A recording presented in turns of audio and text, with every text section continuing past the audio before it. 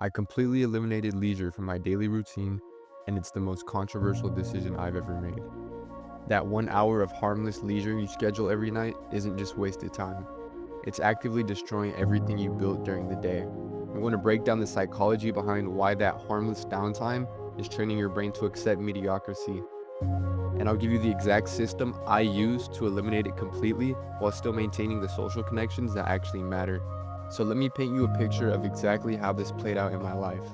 Every single night around 9 p.m., I'd wrap up whatever I was working on and tell myself, time to wind down. I'd grab some snacks, throw out Netflix, maybe scroll through Instagram a little bit, the usual. But here's what I started noticing when I really paid attention to my patterns.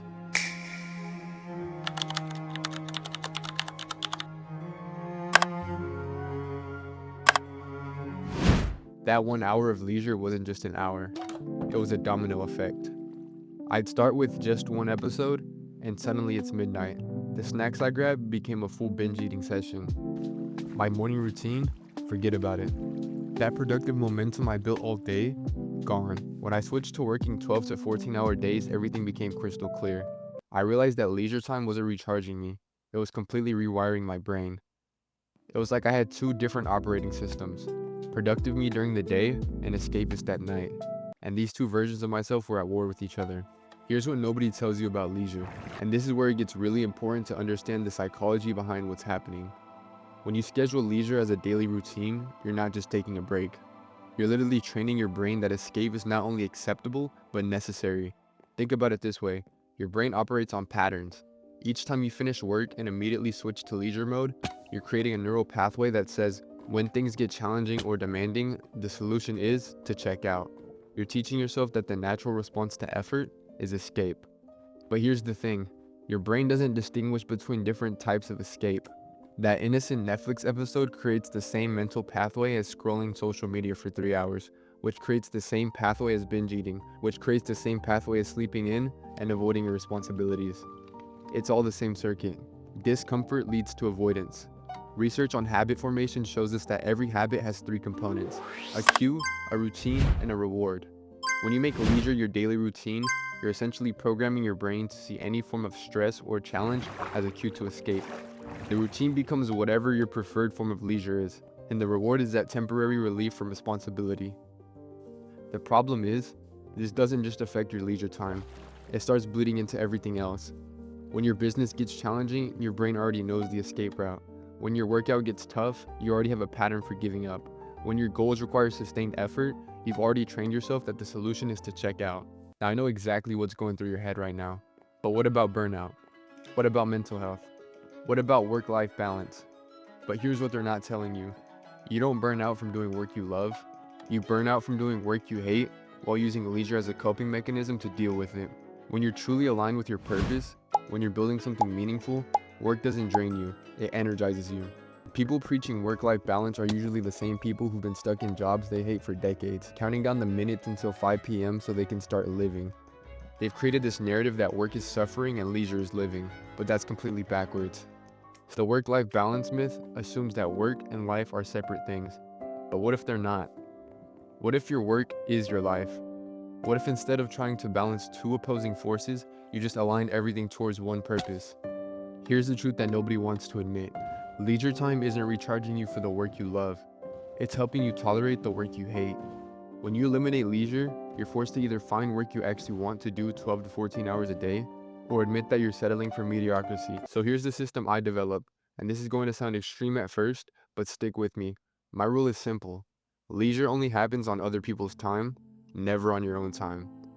Here's what this looks like practically. If my calendar is completely empty, that's work time, period. No Netflix, no scrolling, no decompression time. But if it's Thanksgiving and my family has plans, that's leisure time. But if it's Thanksgiving and my family has plans, that's leisure time. If my girlfriend wants to spend the evening together, that's leisure time. If there's a wedding, a birthday party, a social event that I can't control, that's when leisure happens. The key difference is intention and social connection. When leisure happens on other people's times, it serves a purpose beyond escape. You're deepening relationships, you're fulfilling social obligations, you're participating in experiences that actually add value to your life. You're not using it as a coping mechanism for avoiding your responsibilities. For example, It's totally fine to eat unhealthy food if you're out with friends or family. That's social bonding. But eating junk food alone at home because you've had a long day, that's just escape behavior disguised as self-care.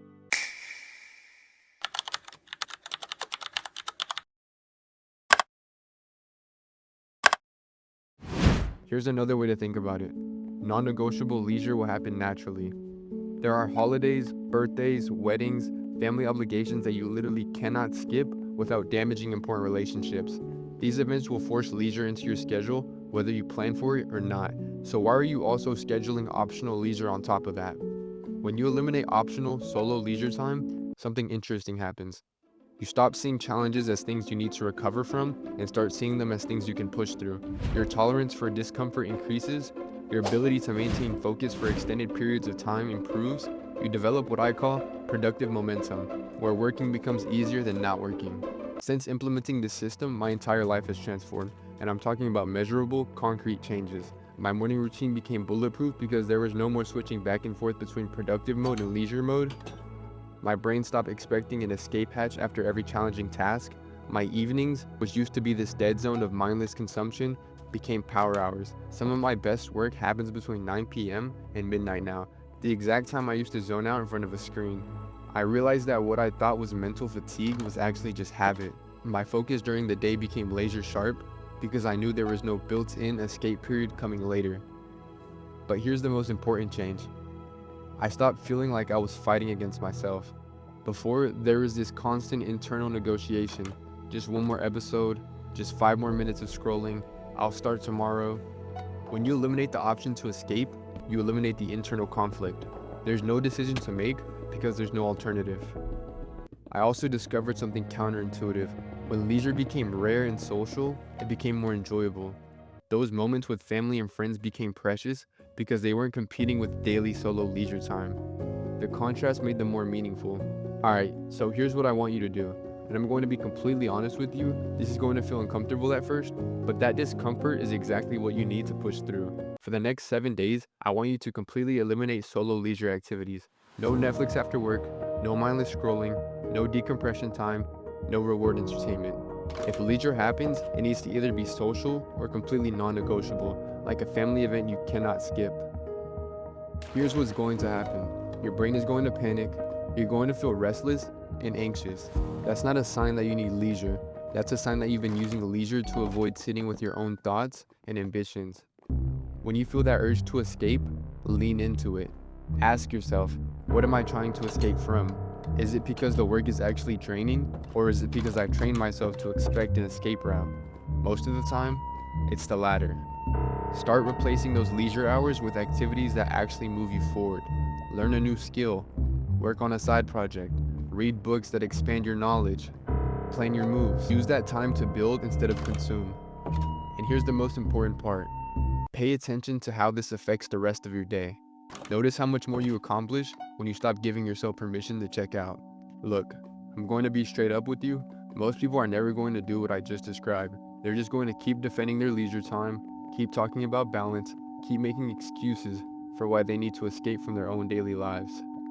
But while they're decompressing, you could be compressing years of progress into months. While they're binge watching shows about other people living interesting lives, you could be building out the life that other people will want to watch shows about. The person you want to become doesn't need leisure, they need purpose. They don't need escape, they need engagement. They don't need work-life balance, they need work-life alignment.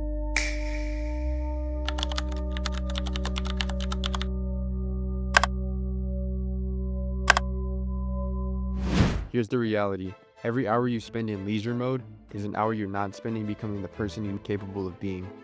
Every time you choose temporary pleasure over long-term progress, you're voting for the mediocre version of yourself. Your goals don't care about your work-life balance. Your dreams don't care about your need to decompress. Your future self doesn't care about your current comfort. What they care about is whether you're willing to do what it takes consistently without needing an escape route. So stop escaping from your life and start building the one you actually want to live. Your future self will thank you for choosing progress over pleasure, purpose over comfort, and commitment over convenience. The question isn't whether you deserve leisure time. The question is whether you deserve the life you say you want, because you can't have both.